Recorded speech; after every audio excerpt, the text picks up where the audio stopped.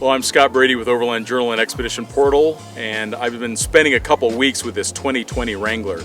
And we've spent a lot of time in Wranglers. We've driven them in a lot of remote and beautiful places in the world, but this is the first time I've had a chance to drive a new Wrangler with a diesel motor. And this is something we have been asking for forever. We've been asking Jeep for coil sprung suspension, long travel, we got it. We've been asking Jeep for locking differentials, front and rear, we got it. We get sway bar disconnects now. We have a 4-door version of the Wrangler, Rubicon with all of the skid plating and everything else. Jeep has always given us what we've asked for, and we've been asking for a diesel, and now we get one in North America. This is a 3.0 liter diesel. It makes 442 foot-pounds of torque and 260 horsepower. And I can tell you, having driven it for the last couple days, and a lot of it with a relatively heavy trailer behind it, this motor is awesome. It's my favorite motor that I've ever had in a Wrangler, and I've experienced the 4-liter, and I've experienced the 3.8 and the 3.6, even the 2.5 4-cylinders early on, and also that 4-cylinder supercharged that's recently come out. But this is the best motor of them all.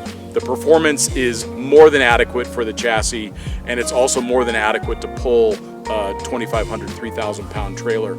What it really comes down to is that engine. The torque that it develops, not only at 442 foot-pounds, but also very low in the RPM band. So that gives you so much control in the dirt. In fact, there's oftentimes I don't even need to go into low range because the torque between the torque converter, the first gear lows, and then that diesel torque down low, it really doesn't even need low range in a lot of conditions. But when you get into low and into first gear, it idles through absolutely everything.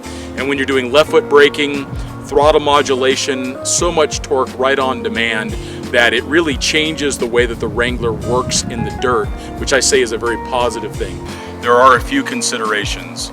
Now, this is not Jeep's fault, but one of the challenges with taking a diesel motored vehicle around the world today is that it requires ultra-low sulfur diesel and also requires urea for injection.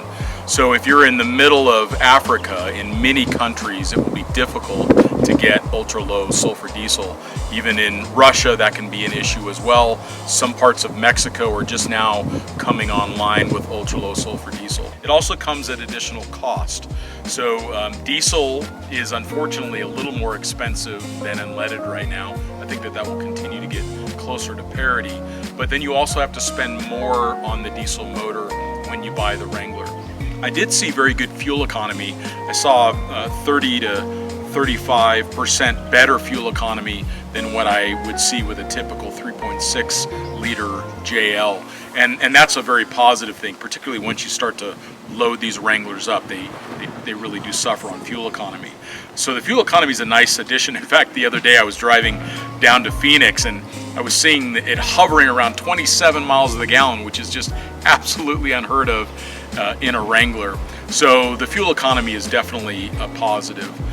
But overall, you're looking at the first opportunity to buy a diesel Wrangler. And I think as consumers, if we don't buy the things that we've always asked for, they'll stop giving them to us. So if I can encourage those that are watching this video, if you're waffling back and forth between the 3.6 and the diesel, buy the diesel so that Jeep knows that we really do want them and we're willing to pay for them. So if you're looking for maximum performance in very technical terrain, the diesel is the way to go, and this new motor delivers on everything that we wanted a Wrangler diesel to be.